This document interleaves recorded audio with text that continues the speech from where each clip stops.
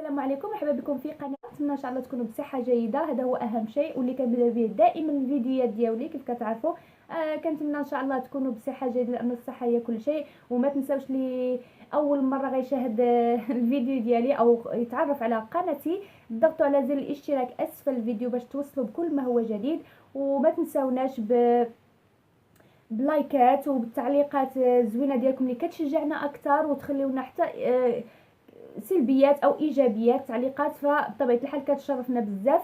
وتبارطاجيو الاصدقاء باش ان شاء الله تعم الفائده وباش كل واحد كياخذ اجر مع اخو المسلم يوصل له واحد النصيحه ولا واحد الافاده. علاش لا؟ اليوم ان شاء الله موضوعنا غنحاول ما امكن اننا نختصروا موضوع على السعال اللي يعانيوا منه الكثير من الاطفال. كيف كتعرفوا كثير من السيدات عندهم مشكله مع الاطفال ديالهم، اللي هي السعال اللي كيجي الكثير من الاطفال وكيكون دائما فقط الحل الوحيد هو انه كتجري عند الدكتور وكتاخذ ادويه واللي هي ادويه السعال كيعطوها السيرويات او فهاد الشيء كله كنقول لكم عافاكم حاولوا ما امكن انكم تبتعدوا على الادويه فهي كتخرج على الطفل. وهذا الشيء كله كنقول لكم عن تجربه اللي عشتوه مع طفل من اطفالي لمده سنين وما كانش الحل، حتى لقيت الحمد لله رب العالمين يعني بوحدي انني جمعت معلومات وانني جربت حاجات اللي هي نفعتني بزاف مع اطفالي وبغيت ان شاء الله حتى نتوما نفيدكم بها. علاش لا؟ فقط ناخذوا بعوض الخير.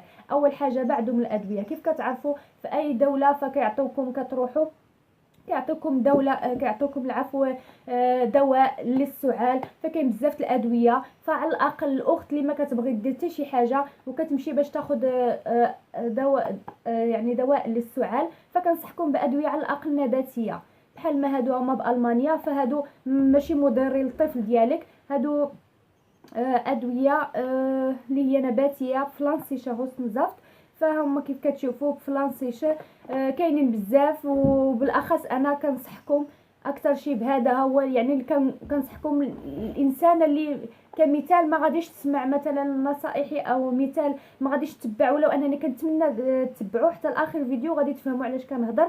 فغادي نعطيكم نصائح باش تبعدوا على هذه الادويه كلها، ولكن دابا فقط كنقول لكم حتى لك غتاخذوا دواء فخذوا هذا الدواء كلابور فما كيضرش بالطفل ديالكم، كونوا اكيدين. ورائع هو نباتي ولكن ماشي رائع دائما. بالنسبه للاطفال اللي عندهم دائما الكحه باستمرار، بالنسبه يا اختي الا كان الطفل ديالك او الطفله ديالك كيجيها الكحه كل اسبوعين كل ثلاثه كل شهر، فانا ما كنصحكش هاد الادويه كلها حيديها على جنب. كيف كتعرفوا الطفل او الطفله ملي كيجيه السعال فبطبيعه الحال كيكون عنده الحنجره، التهاب الحنجره، يعني كتكون عده اسباب. فانا ماشي دكتور ولكن كنقول لكم من معلومات اللي انا خديتها والمعلومات اللي كنعرف كنصحكم بها. وسقسوا اي دكتور فكتكون مفرزات او افرازات هنا بالحنجره، وملي كتعطيو للطفل ديالكم هذاك الدواء فالطفل عمره ما غيتشافى، يعني كيحبس له وكيخليه بطبيعه الحال الطفل ملي كيكح باش يخرج هذيك الافرازات. ولكن حنا ملي كنعطيو له كحه كتحبس له الكحه ملي كنعطيو له الدواء، ولكن كتبقى هذيك افرازات، يعني عمره ما يتشافى هذاك الطفل الا وان اراد الله، ولكن ما عمره كيتشافى، كيبقى بطبيعه الحال عنده هذاك مرض السعال. فلهذا انا كنصحكم انكم تستغنيوا على الادويه وتعملوا واحد الحاجه اللي هي انا عملتها مع الطفل ديالي وساعدتني بزاف، ساعدت الطفل ديالي الحمد لله اللي كان كيجيه باستمرار واللي الدواء ما نفعش معاه. فاول حاجه الطفل اللي كيجيه السعال باستمرار فكتعرفوا كتكون عده اسباب اللي كتخلي الطفل باش يجيه السعال. يا اما كيكون سعال عادي او سعال كتعرفوا كاين الانواع سعال كاين انواع عديده، ولكن انا غنقول لكم باختصار. فاما كاين اللي كيجيهم السعال عبر حساسيه، كيكون عندهم حساسيه كمثال من شي خضره او فاكهه، فانتم حاولوا انكم تحضيو مع الطفل ديالكم تشوفوا واش الا كلا شي فاكهه او خضره او اي شيء يعني من المأكولات، وكل ما كياكل هذاك الاكل كتجيه كحه او سعال، فعرفوا انه عنده حساسيه ضد هذيك الاكله، فحاولوا انكم تجنبوها ما تعطيولوش ياكلها. حاجه الثانيه كاين اللي كيكون عنده حساسيه، كاين اطفال اللي كيكون عندهم حساسيه ضد الغبره كمثال الغبره بالشارع، فانتم لاحظوا هذه القضيه. كاين اللي الطفل اللي كيجي اكثر شي في وقت البرد، غتلاحظوها. كاين اللي الطفل او الطفله ديالها كيجيها السعال فقط في وقت البرد. هذاك البرد ملي كيضرب للصدر فبطبيعه الحال اوتوماتيك هكا كتبقى تكح. ف نقول لكم ان لازم تعرفوا اول حاجه مناش كيجيها او كيجي هذاك الطفل الكحه، واش عنده حساسيه لشي حاجه، واش بزاف الحاجات.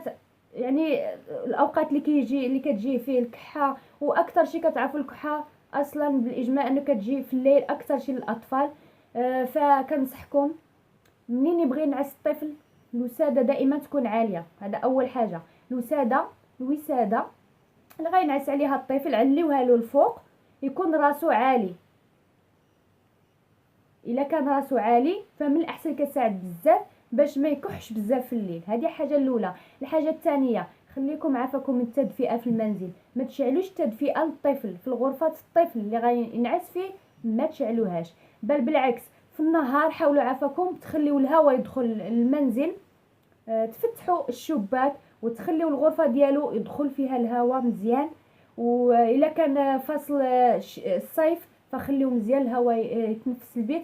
اما الا كان في وقت الشتاء فبطبيعه الحال حلوا ولو هكاك، حلوا يعني الشباك وخلوا واخا يبرد البيت ماشي مشكل. نتوما هما المهم عندكم هو سلامه الطفل ديالكم انه يتشافى ان شاء الله باذن الله. فحلوا الشباك وخليو الهواء يضرب، يكون دائما نظيف، الغرفه ديالو تكون نظيفه بطبيعه الحال. وما تشعلوا الشوفاج كيف قلت لكم. ومن بعد ملي قرب ينعس سدوا الشباك او غلقوا الشباك وعملوا له وساده عاليه.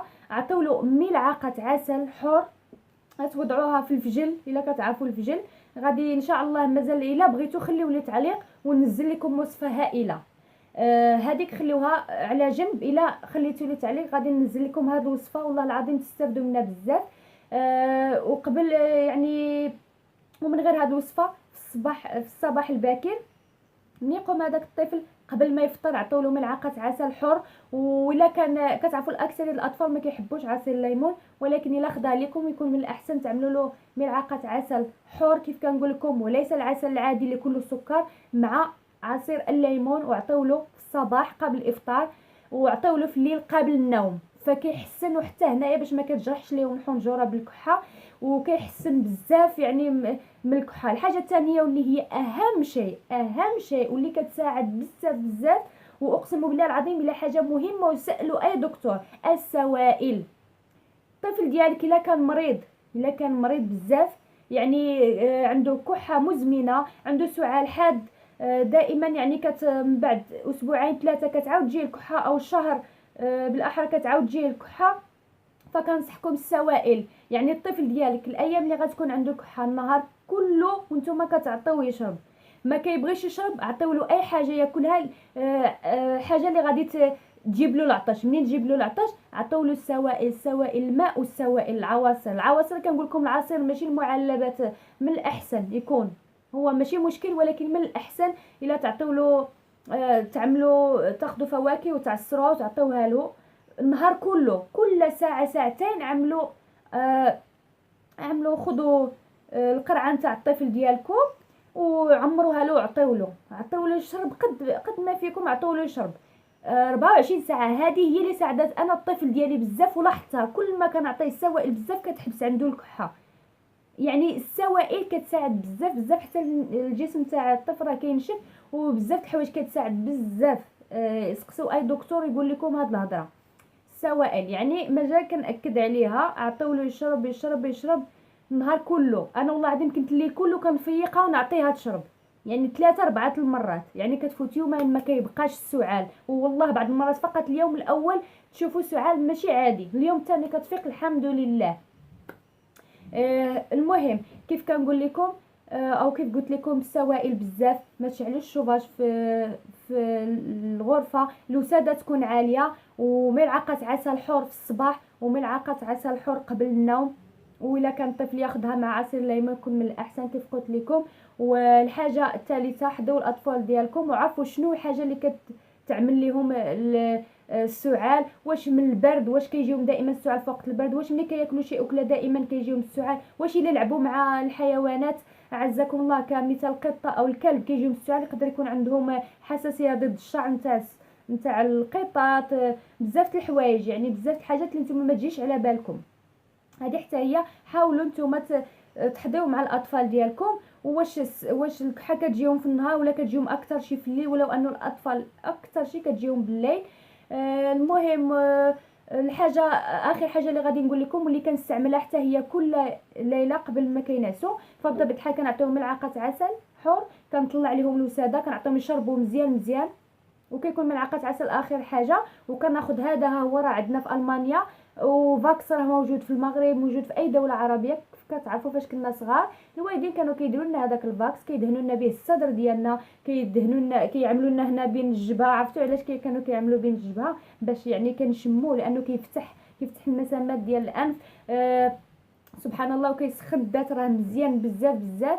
وهذا البنات انا كنصحكم به اللي في المانيا اللي الاطفال ديالهم دائما كتجيهم الكحه، اقسم بالله العظيم تعملوا لهم تشوفوا اليوم الثاني النتيجه. هذا هو مكتوبه فيه زالب اونغوينت فابورو، ها هو مكتوبه فيه، وراه مكتوبه فيه حتى هنا الا بغيتو نقرا لكم البنات راه مكتوبه فيه باي اركيلتونغن دير اوبرن اتم فيك ميت هوستن Schnupfen, Halsweh und Bronchitis Beschwerden. حتى اللي عندهم برونتيش، حتى اللي عندهم الربو، شنوبفن اللي ديما الانف ديالهم مسدود، الكحه بطبيعه الحال، هوستن اتم فيك اللي المشكله نتاع التنفس، فراه رائع بزاف البنات. ولكن كيفاش تعملوا البنات؟ عافاكم الله يخليكم، كاينين فاكس، كاين دي فاكس اللي نتاع الكبار وكيعملوهم الاطفال، فما كنصحكمش عافاكم، راه كاين نتاع الاطفال حتى في المغرب عندنا.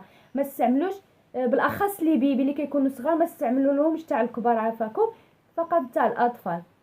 هذا نتاع الاطفال انا شريته من لا فارماسي بوحدي، شريته ورائع بزاف. غادي تدهنوا يعني تحت القدم نتاع الطفل، تدهنوا لها مزيان.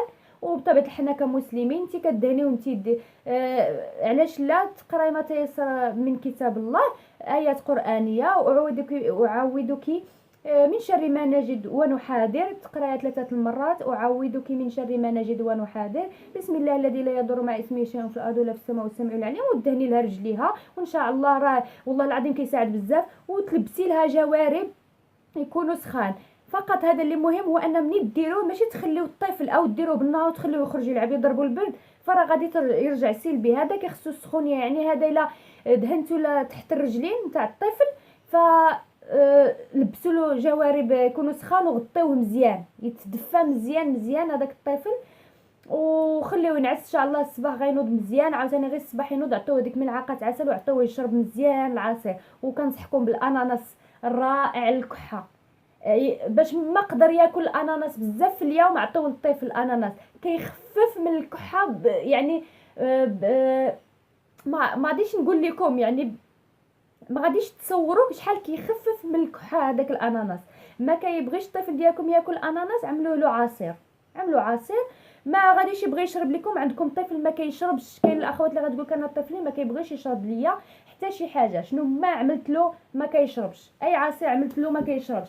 فاختي اذا ما كيشرب والو، روحي شري له شي قنينه اللي غتعجبو، شي قنينه اللي فيها شي حاجه زوينه باش هو غادي تفتح له الشهيه، ياخذ هذيك القنينه ويشرب. يعني كاين بزاف الوسائل اللي الانسان يكون ذكي مع اطفاله. عطيله حاجات اللي غادي دير له العطش، حاجات اللي غتعجبوه، عطيله كيكس، عطيله اي حاجه كبسكوي اللي غادي يعجبوه، في نفس الوقت راه غياكل وحده جوج غيجي العطش، فهاديك الساعه عطيه هذيك القنينه.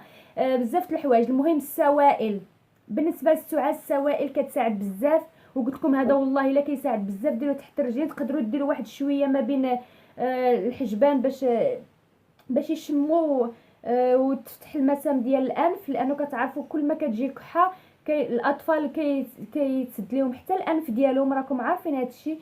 هو راه ماشي تقول له صافي راه نسدد لها الانف ديالها، راه الكحه هي السبب اللي كتخلي الانف كيتسد بطبيعه الحال. ف كيف قلت لكم تقدروا تشريو تاع شنوبفن، راه كتباع، كدير غير شي اورو ولا 2 اورو في فارماسي، ماشي مشكل تعملوها لها. وتقدروا تعملوا واحد الحاجه بالنسبه للانف حتى هي عن تجربه، الا شفتوا الانف نتاع الطفل ديالكم يعني مسدود وما يقدرش يتنفس، فخذوا بصله وقشروها وحطوها في الغرفه. فسبحان الله، شوفوا غير حنا ملي كنكونوا كنطيبوا وكتشموا البصله ماشي كتبقى حاشاكم كيصير كيسيل الانف والدموع، فكيفتح المسام الانف. البصله كتفتح المسام الانف. البصله زوينه بزاف الا تسد النيف نتاع الطفل ديالك، حطيها له فشي مكان فشي زاويه من الغرفه، وهي غتخلي الريحه ماشي زوينه في الغرفه اكيد، ولكن ما كيهمش. دائما سلامه ولادنا هي الاولى. اليوم الثاني راكي غادي تفتحي الشبابيك وغادي تمسحي البيت وغتعملي الريحه وغادي يخرج كلشي ان شاء الله. ملي تنظفي البيت مزيان. نتمنى ان شاء الله يا ربي نكون افدتكم وتعاملوا يعني تاخذوا بنصائحي وتعملوا كل شيء الخطوات اللي قلت لكم. راه نتيجه هائله، احسن من الدواء اللي كله شيميك واللي غادي يضرب اطفالكم كيف قلت لكم. نتمنى ان شاء الله نكون افدتكم، وشكرا لكم. جزاكم الله الف خير لكل اللي كيساعدني واللي كيدعمني في القناه. نتمنى ان شاء الله تبارطاجيو هذا الفيديو، خليو حتى الاخوات ان شاء الله يستافدوا اللي عندهم وليدات، وان شاء الله ربي يشفي جميع ولاد المسلمين. وكنتمنى لكم ان شاء الله الا كان مساء سعيد، الا كان صباح ان شاء الله يوم سعيد، والى فيديو جديد ان شاء الله.